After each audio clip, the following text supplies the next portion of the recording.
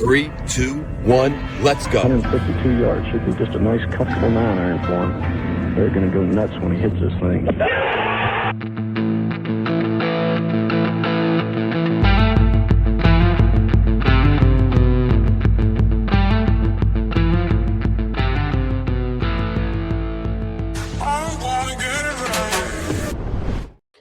Yo, ladies and gentlemen, boys and girls, golf fans of the internet, welcome in to the Preferred Lines podcast. I'm Joe Idoni. My partner beside me is John Hasselbauer. We are going to preview the COG, baby. It's PGA National Week. It's hometown. John is on site at PGA National Resort in that dimly lit hotel room. How the hell are you doing, John Hasselbauer? Welcome to Florida, my friend. Yeah. It's great to be in Florida. It's great to not be in the 14 inches of snow that have hit New York for the second time.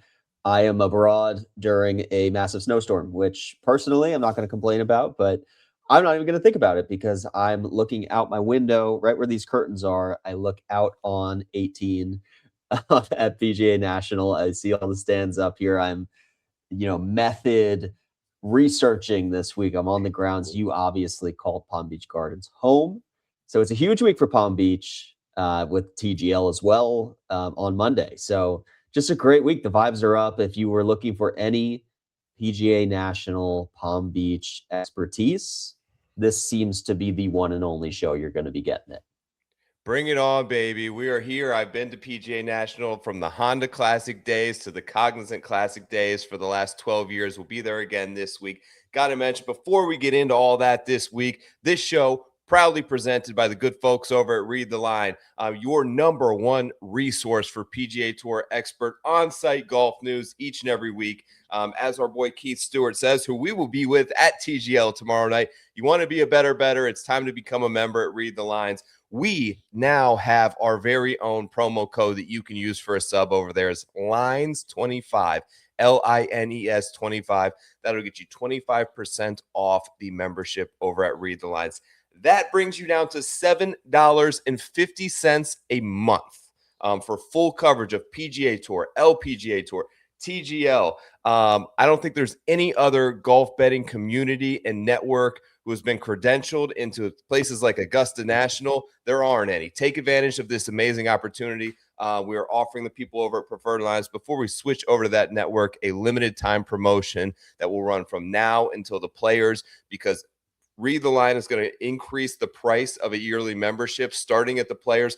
Lock in, get grandfathered in at that rate now, $7.50 a month. You can't put any $7.50 bet down that is going to make you more than this will for the entire year. No, and shout out Keith for the conviction Gino Thitacool LPGA winner. He was shouting it from the mountaintops. We don't use the lock word. We don't use the L word when we're talking betting because we're responsible gamblers and everybody, But Keith was like, she's winning in Thailand. And I actually put it on because, the coverage started at like 10:30. I was just falling asleep in the resort and I'm watching it. And man, the Thai fans loved Gino. They were like booing the other girls. They were cheering when they were making bogeys. Like they willed her to victory. And I only know that because of Keith. And like, we know our stuff when it comes to PGA, but there's a whole lot more than just PGA content on Read the Line. So I definitely encourage everybody to take advantage of that. It could have been a huge week if Rory pulled it off. But my very first week ever betting the LPGA this week, I hit the winner. I parlayed a bunch of top tens on guys as well that Keith told us we had to do on Gino. Shout out Gino. Shout out Keith. LPGA, Honda, Thailand. Good to see Honda still out there in the works, professional golf. So it made me feel good to hit a winner at the Honda. Maybe that's an omen for this week. We both locked that in. John, let's do a little recap of Riviera. Jacob Bridgeman, quite a performance. Obviously holds on late. It was really cool to see his post-round interview about how nervous he was coming down the stretch there. What did you make of the Sunday that was out there on the West Coast? Yeah, like a little bit of a surprise dog, Jacob Bridgman. Never would have thought he had, the stones to go toe-to-toe with Rory. Maybe the take is that Rory's not that intimidating to go toe-to-toe with because Goddard did the same thing in uncharted territory at the Scottish Open, and we're all like, yeah, he's got all the crowds around him. I don't know what that's about, but now it's twice that Rory's been with the unproven guy in the final pairing. And obviously Bridgeman didn't play his best today on Sunday to win it, but Rory didn't do enough to take it from him. So it was just entertaining. It looked like it was going to be a runaway, and I'm glad that we had some action, some climactic something to root for at Riviera on Sunday, because I was afraid it was going to be a runaway. Absolutely. Yeah. So I have a take on Rory. I actually think that he did have quite a week. I mean, Bridgeman was awesome. He was chasing so much today. I'm impressed. Like, going back to Bridgeman for a second, how crazy is it that the guy who, like, the scenes were made of 1 week ago at Pebble, playing from the beach, he's holding up Colin Morikawa. He almost impacted that tournament in a very negative way, and then came out and made that bogey for like $500,000. Comes back the following week, slays Rory at one of the most iconic venues on the PGA Tour. It did just seem very fitting that he was able to pull that off, which was really cool to see. I think that this is like one of the more complete versions of Rory McIlroy that we've seen. I mean, the score that he was able to shoot was good enough to win this tournament in most years. Now, we had obviously the soft conditions. I want to talk more about Riv later, but just the maturation of him as a player, shaping different shots, hitting the low stinger on 18, cutting it, drawing it. The bunker play is vastly improved, getting up and down from the rough, battling conditions and weather elements. All of these things he was not great at, admittedly. Talked about it in the presser early in his career. He has started to really find comfort in that chaos to some degree, and just evolved as a player. And I think if it weren't for Scottie Scheffler's run over the last 2 years, we'd be talking much more about this is the most complete version of Rory McIlroy we've seen as a professional. Yeah, absolutely. I think the question with Rory is always, now that he's gotten the Grand Slam, is how motivated is he? What's motivating him? And this week it was pretty clear, like, Tiger's never won this event. I can win an event that Tiger's never won, and shake his hand at the end of it. He talked about not only wanting to do that here, but wanting to do it at Muirfield Village. Just checking those iconic venues off his list that he hasn't won at yet. That was his kind of talk track at Pebble Beach too last year. So I think that's maybe the takeaway. Like, does Rory really want to win this week? If yes, and he's motivated, there's nothing about the game that's going to be stopping him. And I was on Rory last week at Pebble Beach, and you look back at that tournament, he had 2 doubles and a triple, I believe. One of those blow-ups was a squirrely drive. The other 2 were careless 3 putts from 8 feet. And if he doesn't do those 3 careless things, then he wins that tournament too. So, the game is pretty complete. I'm really curious to see what version of Rory we get at the Masters in a few weeks' time, because he's got a whole lot of obligations there. But it's just good to see it. I mean, I keep saying this every week, but like, when are we going to get the Scottie versus Rory showdown? Because they're both peaking right now, and they're never peaking the same week. Well, I mean, Scottie's peaking for the final 3 rounds of the tournament, but obviously the first round, he's really struggling to get out of the gates, which is holding him back at this point. I think we can see it. I think they're lining up for that mark, especially with how good Rory's playing. They're both coming up to Bay Hill, where they've played incredible over their careers. They're coming up to Sawgrass, where they've played incredible throughout their careers. They've both won those events. So I think we could be on a beeline path for that Titan clash. Another kind of thing that I wanted to ask you about and get your take on, from kind of putting a bow on the Genesis this week, Adam Scott, 2 incredible low rounds this week, climbed the leaderboard, stormed up, obviously was in the tournament on a sponsor exemption this week. Now, he gets all of these points from his finish, which he deserves based on his scoring position, which is likely going to get him into the next couple of signature events at Bay Hill, and so on and so forth for the rest of the season moving forward. So, in your opinion, John, is this everything that is right with the sponsor exemption model? Someone comes in, they play great, they get themselves in all the other events, or is this everything that is wrong with that model, gifting guys the opportunity to get these FedEx Cup points, which may be unfair to a lot of other players who may be playing better at the time, maybe deserved it, but weren't as big of name recognition? Where do you sit on that? Yeah, this was a big talking point a year or two ago with Ricky Fowler because it was Yes. just Ricky Fowler, the essence of Ricky Fowler, who had absolutely no form, but they knew that it was going to get butts and seats and eyeballs on TV. And that's controversial because there's not much merit to the player and his performance, why he's getting in there. It's more for eyeballs, and the points are so precious at a week like this. You don't want to just give the spots away.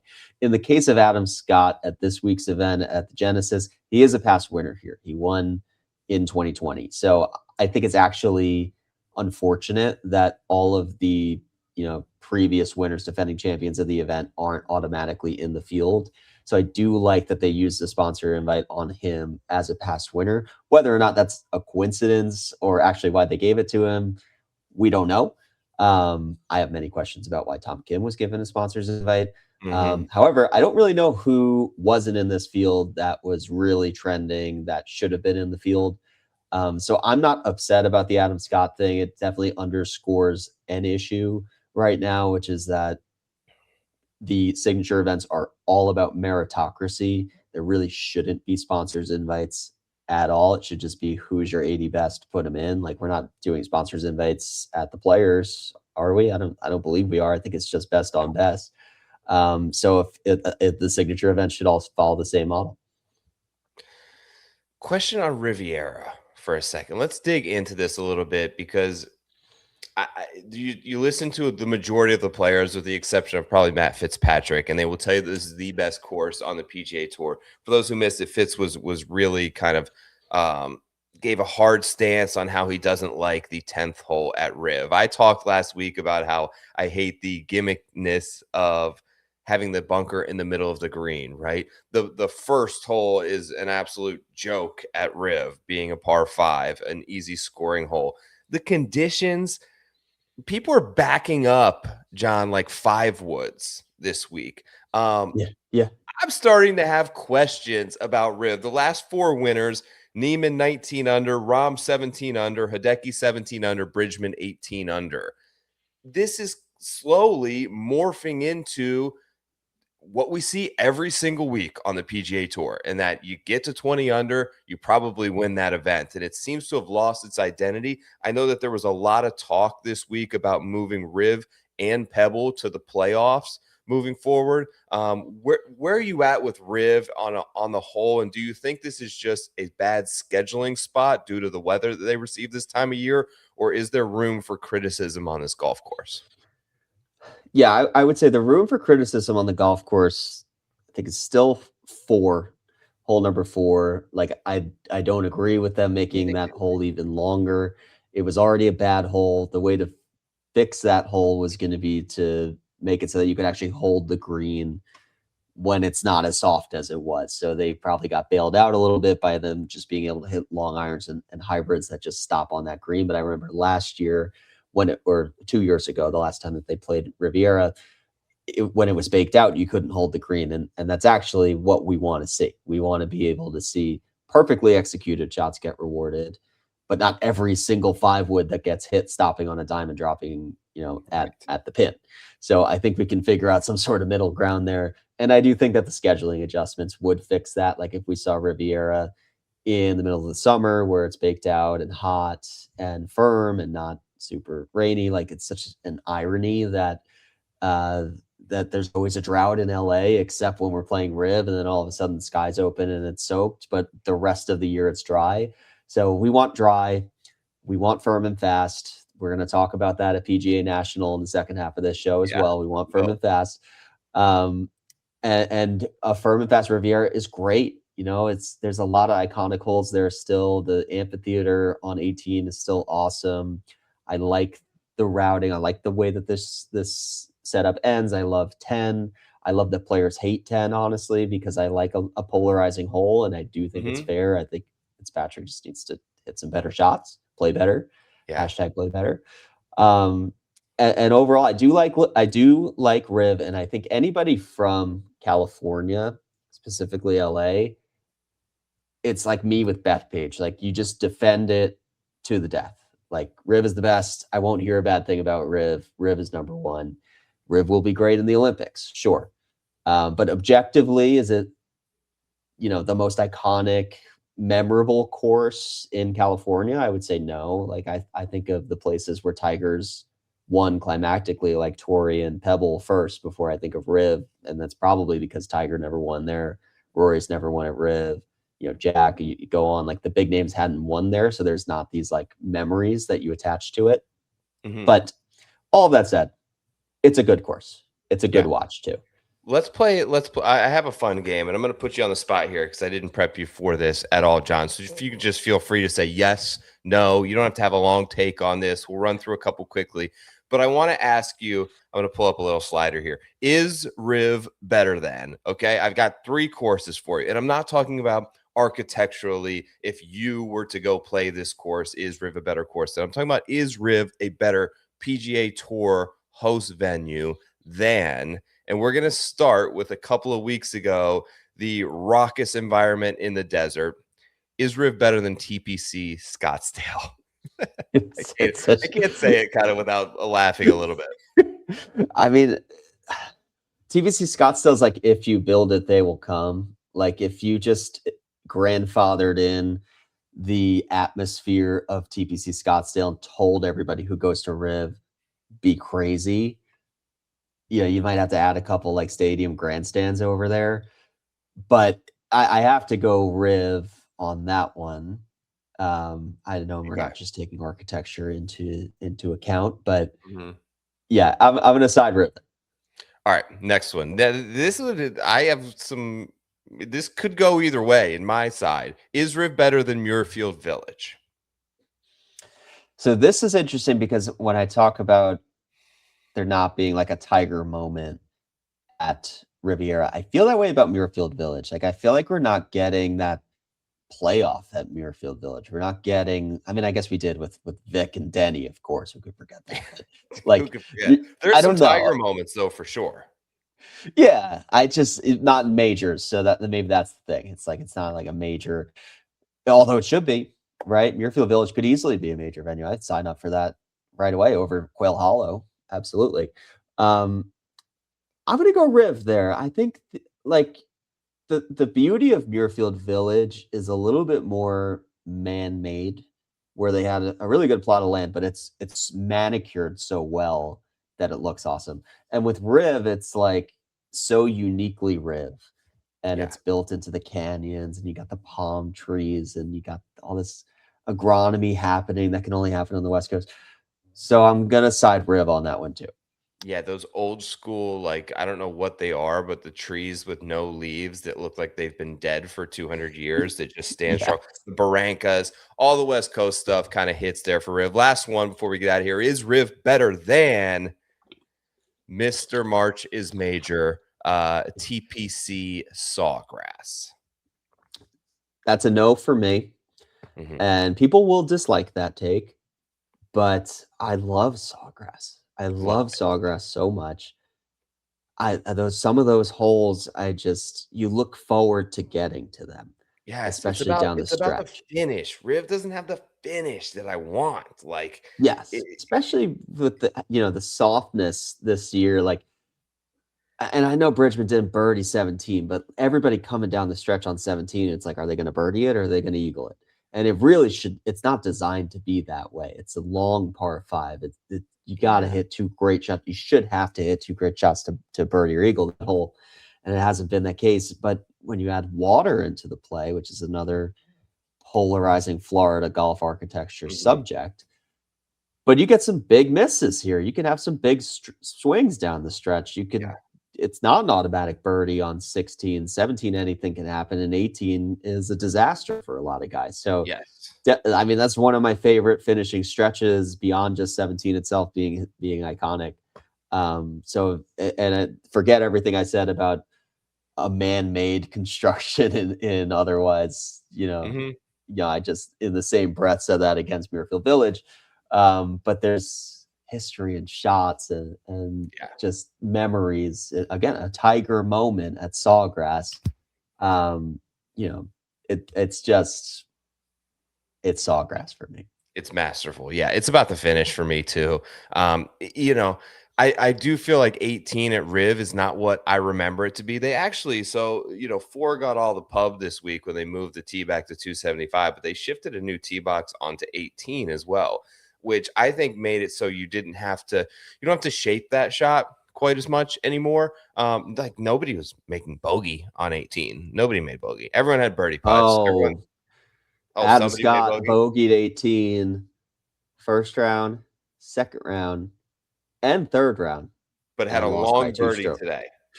He did have a long birdie today, but I will be salty for a while about the Adam Scott outright. That was not to be because he could not get home from 18. All right, so official podcast stance for Mr. PGA Tour. Riv is better than TPC Scottsdale. Riv is better than Muirfield Village. Riv is not better than TPC Sawgrass. That's where we stand right now. We'll see if it shifts in the schedule, if that changes our opinion at all. Before we get on to the week in the Palm Beaches, let's do a little bullish or bearish. Our takes for the week. Excuse me, I just removed John from the chat. Things that we are buying and we are selling in the world of golf this week. Let's start bearish. I'm going to do mine this week, and I think that I am bearish on a lot of the stuff in the PGA Tour history books, John, to be completely honest with you. The signature event status, while I love them, they are creating problems in the hallways of golf history. Like they were talking so much about how Scotty grinded to make the cut this week to keep the longest made cut streak alive. This can't be a thing anymore.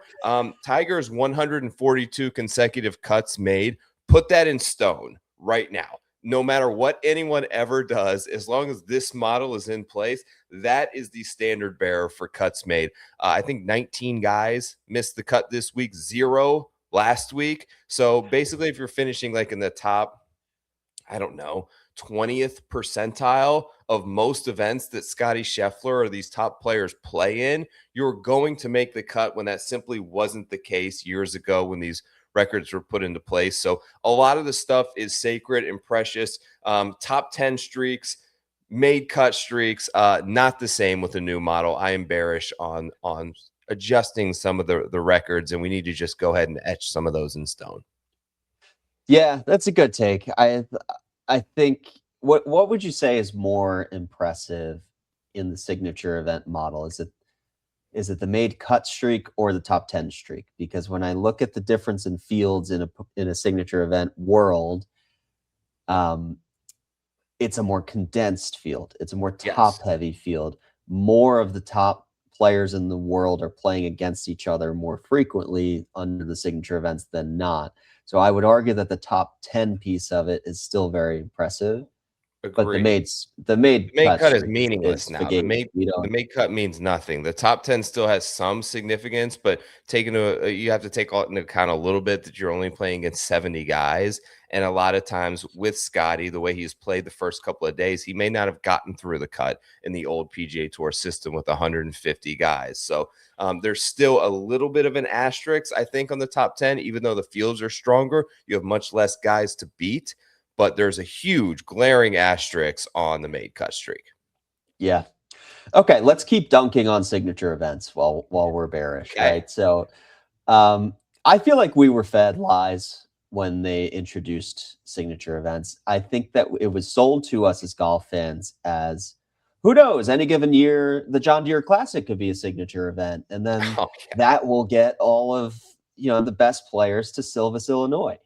And so on. It's like, it doesn't have to be the same events every year. It's going to be great because sometimes this forgotten event is going to be a signature event and Rory's going to play your tournament for the first time.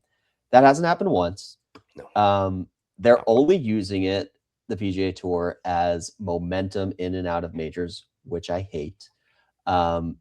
And the situation has just reached fever pitch now for me, being on the grounds of PGA National, because they've been put in an impossible situation to host this event with 2 consecutive signature events before this week. You go Pebble into Riv, that's new. Then it's travel week from West Coast to Florida swing.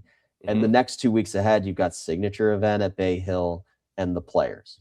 So I would love for Rory McIlroy to be playing this week. He's literally going to be here tonight in Palm Beach Gardens for TGL tomorrow. They're all here. All of the stars are here. Most of them are not playing the Cognizant Classic because they can't play 5 or 6 consecutive weeks in a row. And it's just, you can't have this. You can't have it so that players have no choice but to skip any given event on the calendar. And now what you're left with at PGA National is Shane Lowry and Adam Scott headlining, which good on them for still playing in this. They don't have to, but it's a great event and they should. I just wish we didn't do this back-to-back thing because I don't think people are really asking for it. I don't even think the players want to be forced to play back-to-back weeks at all. And it didn't used to be like this before they adjusted it and put Riv back-to-back with Pebble. So even if they want to keep that format, let's do a rotation of the order of the Florida Swing events where it's like Valspars this week, and then 2 weeks after the Players, it's the Cognizant Classic, something like that. Like you got to give the Cog a chance. Give the Cog a chance. I love that idea. We've got the Miami Championship as well that moves later into the season. Maybe put the Cog there, or if these two events move from the West Coast schedule, if they move Pebble and they move Genesis and they take away those two signature events and put them into the playoffs, I think that opens up potentially an opportunity here for this tournament to get the field that it once had. I think I would go ahead and tee you up because I think this leads into your bullish take this week. What are you buying? Yes. So I want it to be, I'm buying Florida golf, but I'm specifically playing Florida golf, me personally, me golfing in Florida, super bullish on it. It's a different game than bent grass, what I'm used to in the Northeast. But the thing that I love the most about it is that Florida golfers get it. They got somewhere else to be, and they golf all the time. So when you play golf in Florida, it is 4 hours or 4 hours and 15. It's not more than that. It's not stacked tee sheets. It's at least 15 minutes of grace period between the guys. In New York, forget about it. We have 3 to 4 good months to golf. Forget about it. We have maybe 5 months where you can really golf. And every golf course takes advantage of that. You got some courses doing like 7 or 8 minutes in between tee sheets. You got guys who aren't sharp and are hacking it around everywhere because this is their only opportunity to play. And I'm never going to be a country club guy, probably. I'm like a muni guy. I'm a public guy. I'm a man of the public course. And the courses that I play down here already, everyone gets it. Everyone I've played with either plays fast or they hit it dead straight and they keep it moving. And it's a normalized thing for me to play a 5-hour round in New York. I just expect to play a 5-hour round. That's normal to me. It's so refreshing to be down here and be like, oh, I got an extra hour of my day back. I played a 4-hour round. Didn't have to wait on anybody. Didn't hold anybody up. It's beautiful. I mean, I know I'm speaking to preaching to the choir with you, but I love it down here. Good stuff, man. I know, shout out Matt Gannon, who you got out to play with today. You can see John's got a little sun. It's not just a bright light in front of his face. He's been soaking up some rounds of Florida golf. So props to you. I just hope that, usually your boys come from your area and they struggle and they complain about the Bermuda and I can't chip off this stuff. So good to hear a bullish take on Florida golf from a nor'easter. My bullish take this week is still kind of in the Florida realm. We'll go ahead and call it. I'm bullish on this next week of TGL action, John, because tomorrow night in the SoFi Center, you, me, Keith Stewart, the whole gang will finally be together for the first time this year. There are 2 matches. So there have been 8 matches thus far in the 8 weeks of TGL season. There will be 7 matches that take place over the next 8 days, back-to-back double headers. And I'm just super excited about it tomorrow. You mentioned the weak field and not being able to see the superstar power that we hope for an event like the Cognizant Classic. Tomorrow night at TGL in the SoFi Center, when we're there, we are going to have the number 2, the number 3, the number 4, the number 5, the number 7 player in the world are all going to be playing in TGL. 5 of the top 7 players on planet Earth will be in Palm Beach State College. Really cool to see. Excited to be there with you as well. Yeah, I mean, let's go. Hopefully we can ask that question to world number 2, 3, 5, 7, 10. Like, hey, if the scheduling were different, would you be playing down the road in the Cognizant? They'd love to have you. But regardless, yeah, I haven't been at a TGL match since TGL match number 1. So I'm very excited to be back there together. That's the reason why I'm here. I'm actually leaving before the COG gets started. So I'm just down here for TGL. Check the TGL show, by the way, over on the Read the Line YouTube channel. Keith and I broke down all 4 matches. LA Golf Club tomorrow night will roll out the strongest lineup in the history of the league. Number 3, 4, 5 in the world. Fleetwood, Rose, Morikawa. 3 top 5 players in the world all on one team. They'll be there tomorrow night taking on the first place Atlanta Drive. Check out that preview show. Let's get to the Cognizant Classic this week. One of my favorite events on the PGA Tour. Let's run through the course.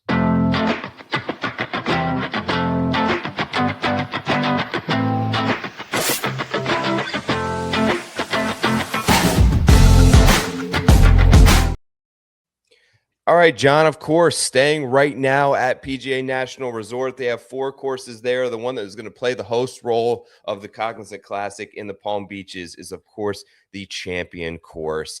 And unfortunately, I'm hopeful for this year, but I already know, I've talked to some people, it's not going to be the case. It's not my PGA National still. They have castrated the COG. Scoring conditions have gone from the most difficult on the PGA Tour to now, when you look at it in comparison, they are easy Bermuda grass scoring conditions. Minus 17 and minus 19, the past 2 winners. That would be Austin Eckroat. That would be Joe Highsmith. The 2 lowest total to par scoring rounds in the last 25 years at this event.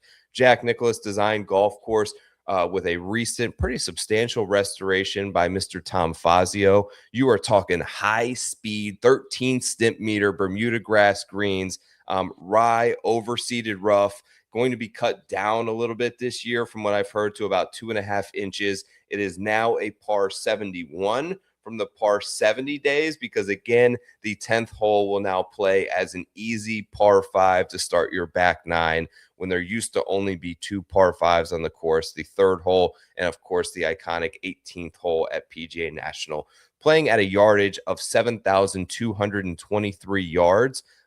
It does, in my opinion, John, play a little bit longer than that, because there are quite a few less than driver holes. Maybe the toughest collection of par 3s, in my opinion.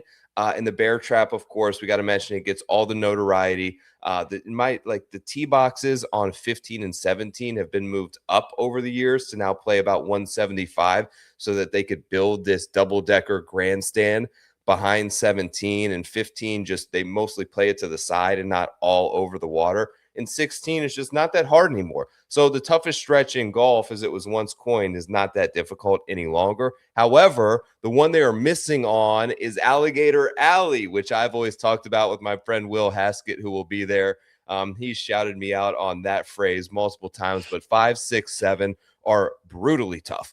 5 and 7 are 220-yard par 3s with water, and number 6 is a par 5 if you were to go play it, if they had the course actually open right now. But they play that hole as a 487-yard par 4.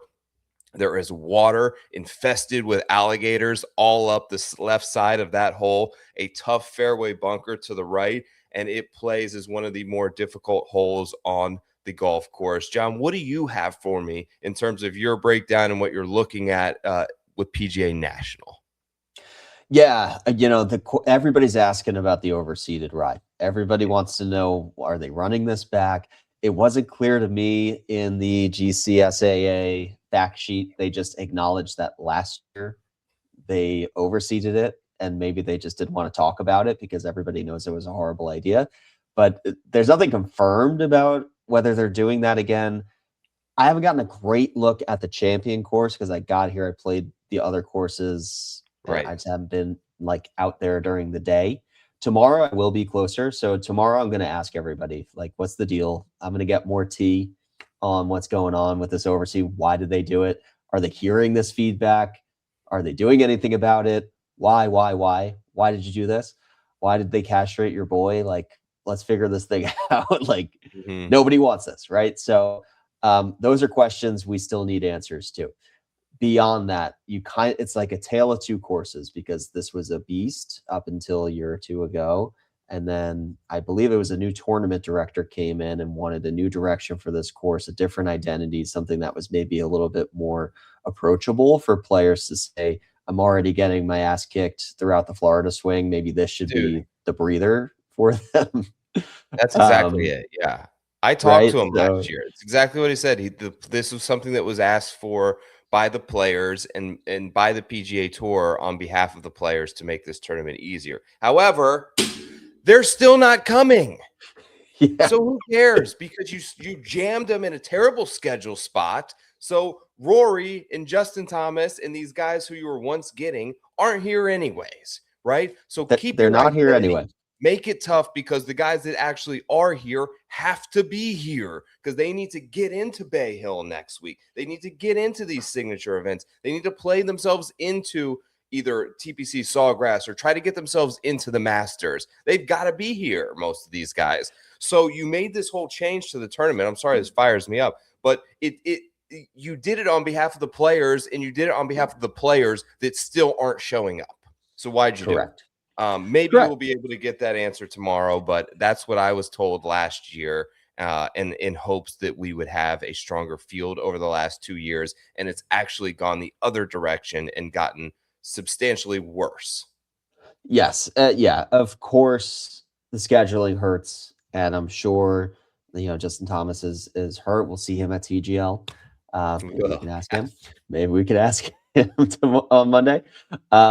Yeah, no, I agree. Like it ought to be this way. It isn't, but I would like it to be true that the best players want to play the most difficult courses, because that's their best way of preparing for the majors, which are what they care the most about. And playing an overseeded, easy and forgiving version of PGA National is not helping you.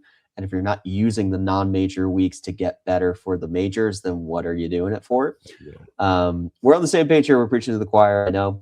We're just getting these thoughts out, because now I'm on the grounds here, and the town, Palm Beach, the greater Palm Beach area, everyone's buzzing. It's packed. Everyone's here for this event. The hotel is sold out. The resort is sold out. No matter where I've gone in Palm Beach, everybody's talking about this event. It really rallies this area together. The crowds are going to be amazing. I'm sure that double-decker atmosphere will be fantastic. So it's a great event. I don't want to see it lose momentum. It has lost momentum by way of the schedule, which is dumb. So hopefully the guys who did show up show out. We have a climactic finish. We've got some energy. We need, Palm Beach Gardens to bring the energy and show everyone that this course deserves better. Yeah, it was annually one of the top 5 most well-attended PGA Tour events. Palm Beach County is a main vein in United States golf. There are more golf courses in Palm Beach County than any other county in the country. So this place wants to go watch the best players perform, right? This is the people that showed up to the Skins game at Panther National. We're chasing these guys around. These are the people you put TGL here for a reason, because you would sell that place out.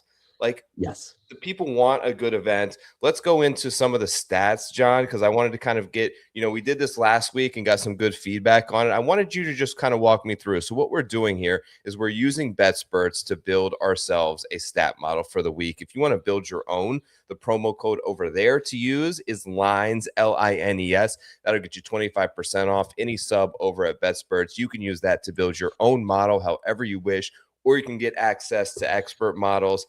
There are a ton of them available this week. Pat Mayo has one. You have one specifically just for yourself out. Ryan Noonan. Everyone's got one over there, okay? Go check it out. But I left the 4 mainstay stat categories here.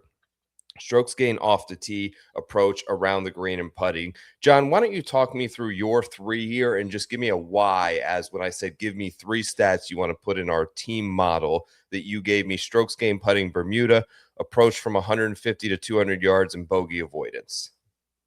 Yes. So I think the constant throughout my approach this week is This course used to be really hard. Yeah. Suddenly it's not as hard. But what hasn't changed is, by and large, the yardage, the Bermuda greens, and the blow-up holes, right? Yeah. Those are all still there. If you hit a bad drive, it doesn't matter what the overseeded rye is doing, it's going in the water, right? If you hit a bad tee shot on these island greens, it's going in the water. So these are all constant. I may have previously had more of an importance on scoring in difficult conditions or bogey avoidance in difficult conditions. I don't want the bogey avoidance stat to be misconstrued as bogey avoidance means difficult course.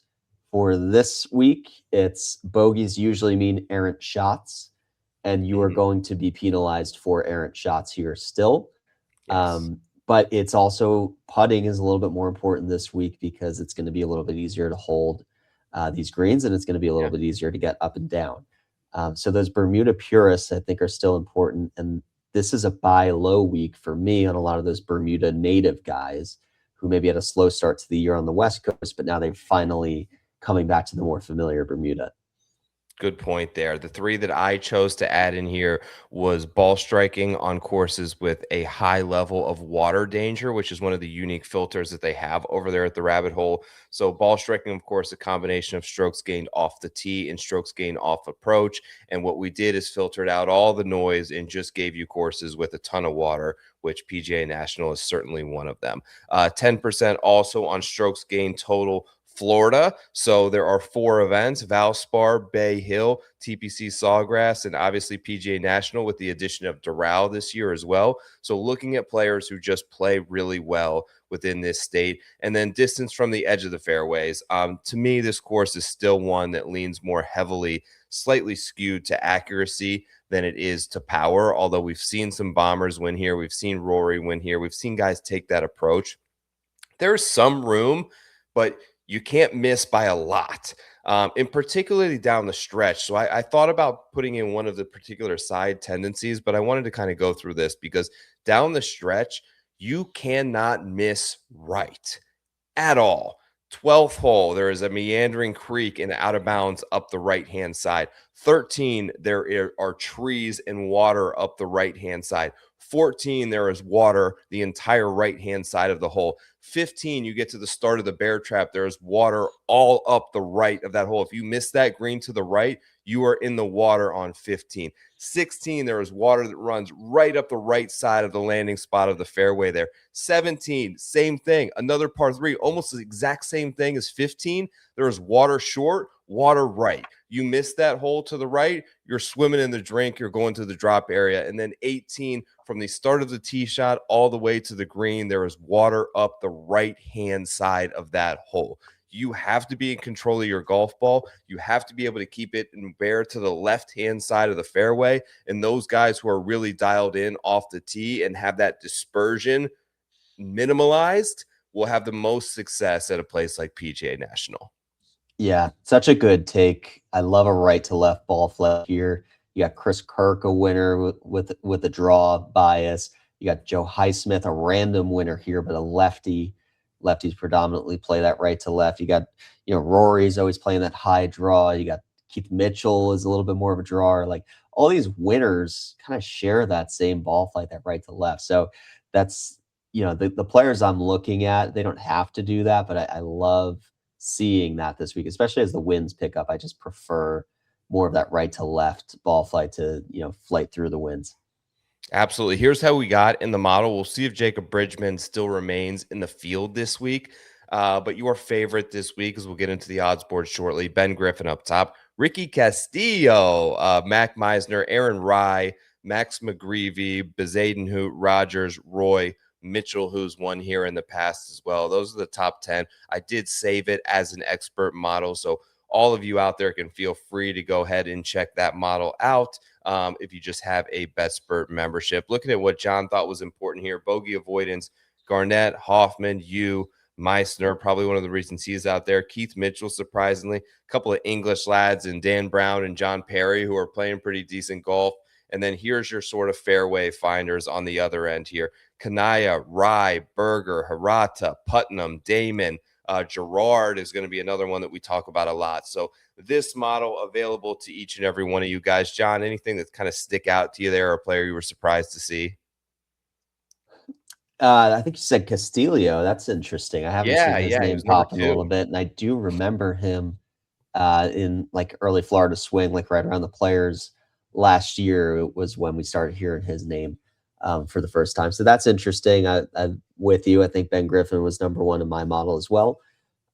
Makes sense. Definitely more of a Bermuda guy, a little slow start to the year, but I think this setup is so entirely different from what we've seen the first two. I mean, Sony, yes, Sony is going to replicate a lot of what we're seeing here from a Bermuda standpoint and yardage. But after Sony, if you're not playing well in California or you're not playing well, maybe at waist, I can look past that a little bit and go straight to the fall swing, especially if it's going to be easier. Because I was looking back at what Joe Highsmith did last year because that felt like a very random winner. Mm-hmm. He didn't do anything really in 2025 before this, but his fall swing before that was great. So by making this course a little bit easier, maybe that played a little bit more to what he was comfortable with.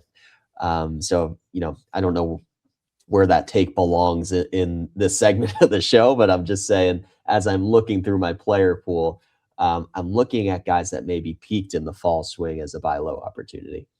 Love it. Let's look at the odds board since they're out nice and early for us as we record this here on Sunday night.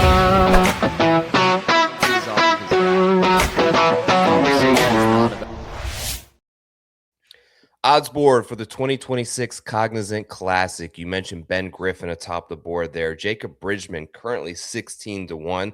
Like I mentioned, I would not be too surprised if he decides to withdraw and spend an extra night or two out there in LA reaping the rewards of a huge victory at the Genesis Invitational. Adam Scott made that awesome run 20-1. Shane Lowry, the constant at the Cog at 22-1. Pendrith, both Hogard brothers, Gerard, Thor Bjornsson at 29-1, and past champion Keith Mitchell there at 30. I'm not in love with anything inside of 30-1 on this odds board at the moment. John, is there anything that sticks out to you as potentially a value play? I got a couple guys here actually. I'm good skipping Griffin. I think that's a short number for someone whose form isn't great. I would not be surprised if he picks it back up again on Bermuda. This is where we would expect him to play better, but I'm definitely not there. And Pendrith actually was a late withdrawal. I don't understand why. I don't know the reason, but Pendrith is off the board now and Bridgeman might be. And because of that, I might pull the trigger pretty early on a couple of these guys because I'm expecting some numbers to fall. Ryan Gerard playing some really good golf. I don't think he's stopped playing good golf. He was going off that run of T2, T2, T2. Plays like Torrey and Riv okay. I don't expect him to play great there. But now we're coming back to Bermuda. He was in the top 5 of this event last year. Just a great ball striker. Hits a really straight ball, that's really like better than a right to left ball flight is a straight ball flight that just goes on a line. That's kind of what Sepp Straka did here when he won. Just hit the ball straight. And that's what Ryan Gerard does. So he's a good player, trending birdie maker. The way that this course seems to be setting up to play really favors a guy like him. I know it's a really short number, but I'm really gravitating towards him. And Thor Bjornsson is very interesting to me. That may be one where we go check out TGL and see for ourselves how the guy is looking. And then we place our rosters after the fact because Bridgeman disrupted the TGL bump this week, but I think I'm still going back to the TGL bump well. I loved what I saw from him out of Waves Management, but I loved even more what he said afterwards about like, this isn't the last time I'm going to be in contention. I wasn't feeling nervous. Like I hit the shots I want to hit and I will have more opportunities. Like the guy's going to play aggressively. He's going to make birdies. He's a long hitter. You don't necessarily need the driving distance, but that also means that he's got length with his mid and long irons, which is going to make these testy long par threes and long approach shots a little bit easier for someone who has his type of distance. I really like to take there on Thor Bjornsson. So that's where my name was going now, but you mentioned a couple of things that kind of hit home. Obviously the driving distance, really underrated. Like everyone thinks of him there. He led the PGA Tour in greens in regulation last season. He's currently 4th this season. The guy just pounds greens. at a consistent degree and is really good at avoiding bogey. I have him fourth in bogey avoidance as well. And the one thing, kind of drawing a link back, I do think PGA National is so dramatically different than Torrey Pines, than Pebble Beach, than Riviera, but it shares some similarities. And we brought this up at the time to TPC Scottsdale on courses with a lot of water down the stretch that are very risk reward type holes where it rewards a very aggressive style player. And they putt with like lightning fast Bermuda-esque greens. Like those greens putt like straight fast Bermuda like we see in Florida. And he was really good that week as well. So I'm with you there. The name that I'm drawn to most, of course, I believe at this point is Michael Thorpe Bjornsson. Adam Scott, maybe a look just if you think Bridgman's going to withdraw and Pendrith is out. That's 2 of the top 5 on the odds board. And he had a great week and has had a ton of success at PGA National in his past as well. Yep. Yeah, he burned me. He burned me this week, so that's usually when you want to hop on him when I'm jaded by him. Page 2. I look. You sent me the odds board, and my name was immediately drawn to a couple of Florida State Seminoles right at the very top here.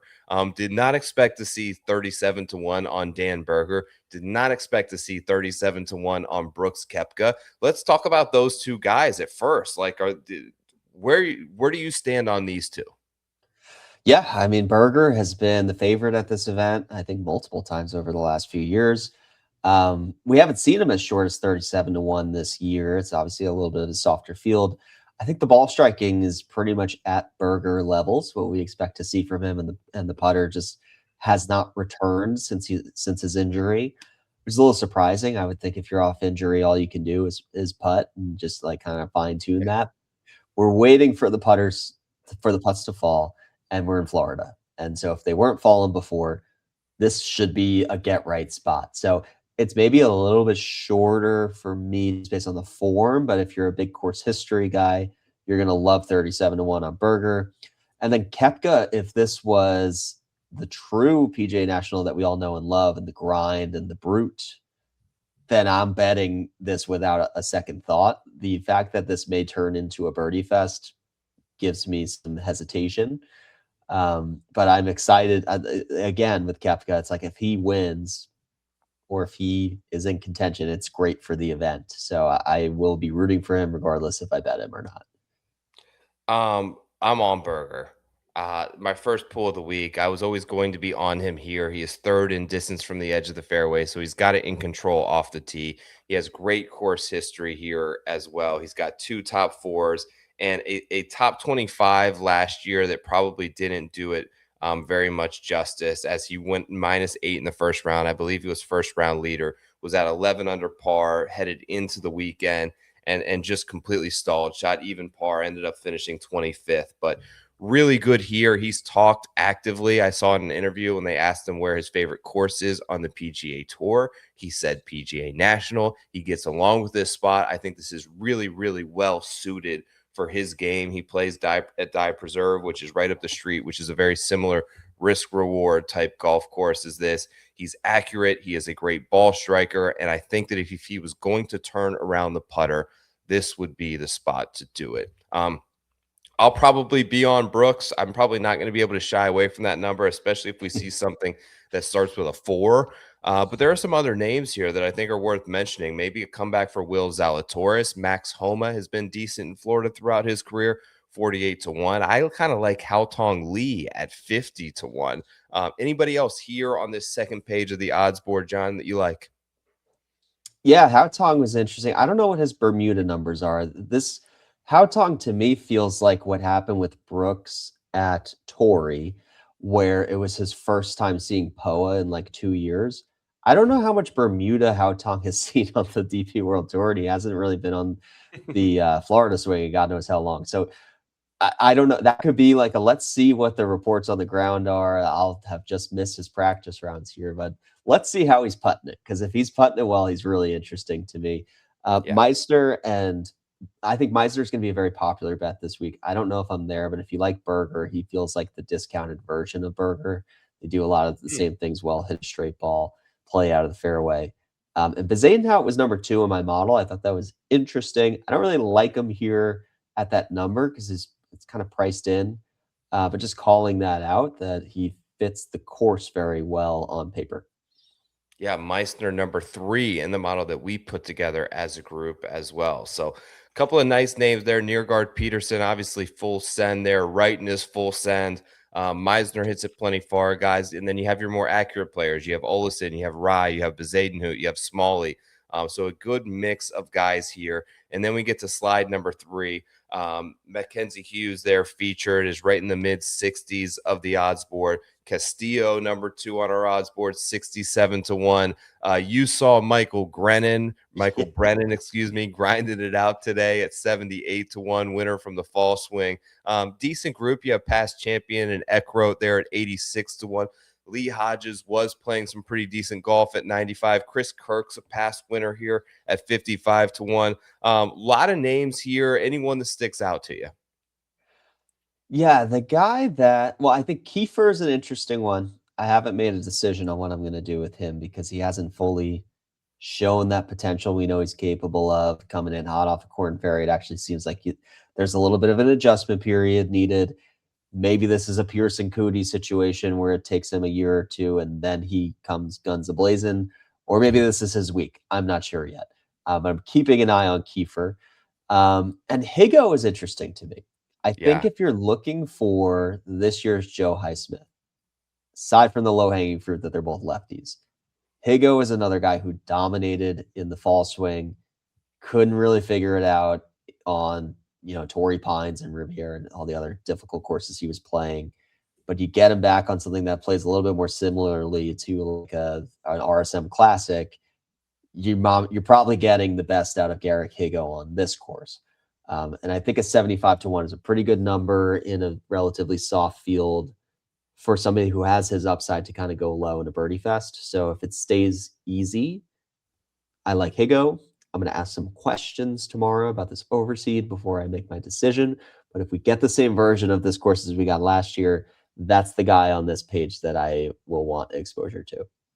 Okay, I like your take on Higo there, right around 75-1. I was going to ask you, okay, Bermuda. Yeah, Bermuda, one of his best putting services. What about your boy Nico Echeverria? He is an absolute roller coaster. He has 4 top 15s in his last 8 starts. Nico absolutely flushes it and makes a run inside the top 10, or he implodes and misses the cut. I don't see. Let me see. Does he have good history here? Echeverria. Let me just see if he has any history at PGA National.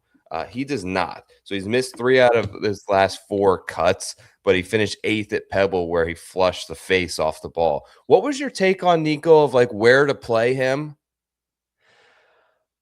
Oh man. On the coast. Nico on the coast. I like to play. Yeah. Okay. Coastal Nico. Yeah. In the wind. He hits a nice flight of ball. He's an island guy. Loved him at Sedgefield. Sedgefield's a decent enough comp as a shorter Bermuda course where you need to keep it in the fairway. So you might be talking me into him. I like Nico in the chaser role. I know he did actually win the Zozo with Justin Thomas chasing him, but I actually think he is the chaser himself. I like him in contention. If I have a Nico ticket, I want him like 1 or 2 strokes back going into Sunday because he's good in the chaser role. So you might have convinced me on him. The other one that just kind of stuck out to me is Michael Kim. T6 here obviously was just playing such fantastic golf for such a long period of time. And I know it slipped a little bit, but was awesome here last year and made a run kind of at Highsmith late. It just seems like when I look at him on the odds board there, next to some of those other names, he seems to hold a lot more weight with how he's played over the last year in totality. Yes, I was looking into him too. I think with Michael Kim, I'm going to wait and see what he says himself. He will tweet he will tweet you a paragraph of, I just played my practice round and they overseeded it again and it's going to be easy. And I don't like that it's easy. And I lost my drives and I missed everything left. I missed everything right. So now I'm like, if I'm ever on the fence with Michael Kim, I'll just wait until like Tuesday. He'll tell you exactly how he's feeling. Turn the Michael Kim alerts on, folks. That's the good take you get from Preferred Lines this week. John, I've really enjoyed doing this show Sunday nights. We've been trying to get it out there nice and earlier for you guys. Hope that that's been effective, and we hope that it's been one of the places that you can turn to as you start your research and head to a new week. As always, give us a like, subscribe to the channel, drop us a comment on who you think is going to win the Cognizant Classic. John, if I made you pick one name, one guy, anyone in the field that you think is going to take down the cog where you're staying this week, who do you got? Gerard. Okay. My preview article just went up as we were talking.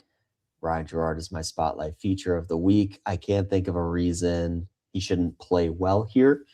And I think the number is good enough. Like you said, it's, can you keep the ball in play? Can you control it?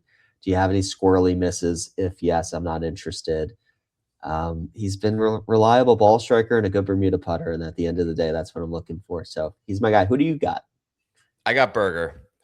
Yes. It's just, he has to win here. I've been so close on him so many times. So we're going Dan Berger for me.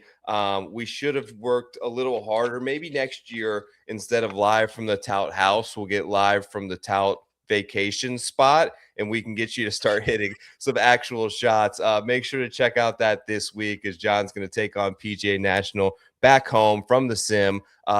My article for Golf Digest will be out tomorrow, giving my top 10 contenders for the week. Thank you again for checking out Preferred Lines.